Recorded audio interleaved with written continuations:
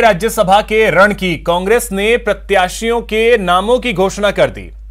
राजस्थान के किसी नेता को टिकट नहीं दिया गया, जिसके बाद मुख्यमंत्री के सलाहकार संयम लोढ़ा ने सवाल उठाए। संयम लोढ़ा ने ट्विटर पर सवाल पूछा है कि प्रदेश से प्रत्याशी नहीं बनाने के क्या कारण है।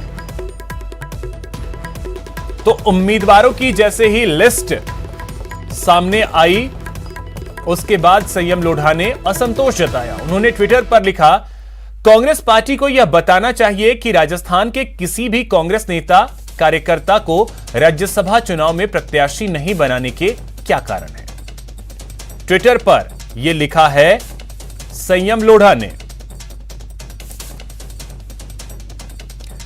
अब संयम लोढ़ा ने ट्विटर पर सवाल पूछा तो इसका जवाब भी आया, पलटवार किया राजीव अरोड़ा ने। उन्होंने ट्वीट कर लिखा, मेरे मित्र संयम लोढ़ा, अखबारों के अनुसार सबसे पहले आपने ही 3 उम्मीदवार बाहर के लाने की सलाह दी थी।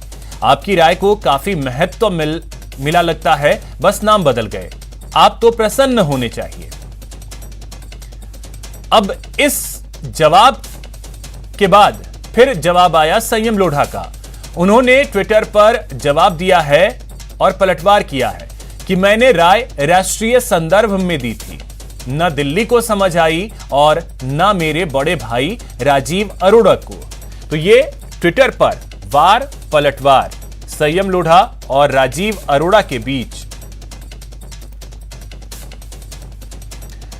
वहीं कांग्रेस के राष्ट्रीय प्रवक्ता पवन खेड़ा भी पार्टी द्वारा जारी लिस्ट से नाराज दिखे।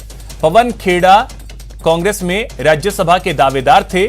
लिस्ट जारी होने के बाद उन्होंने ट्वीट किया। उन्होंने लिखा कि शायद मेरी तपस्या में कुछ कमी रह गई। यह ट्वीट किया पवन खेड़ा ने, जो कि पार्टी के राष्ट्रीय प्रवक्ता हैं।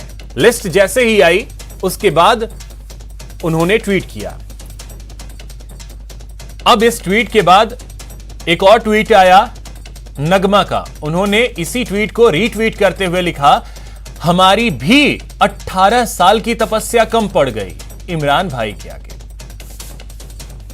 जो पवन खेड़ा ने ट्वीट किया, उसी ट्वीट को रीट्वीट करते हुए नगमा ने यह बातें लिखी कि हमारी भी 18 साल की तपस्या कम पड़ गई इमरान भाई के आगे।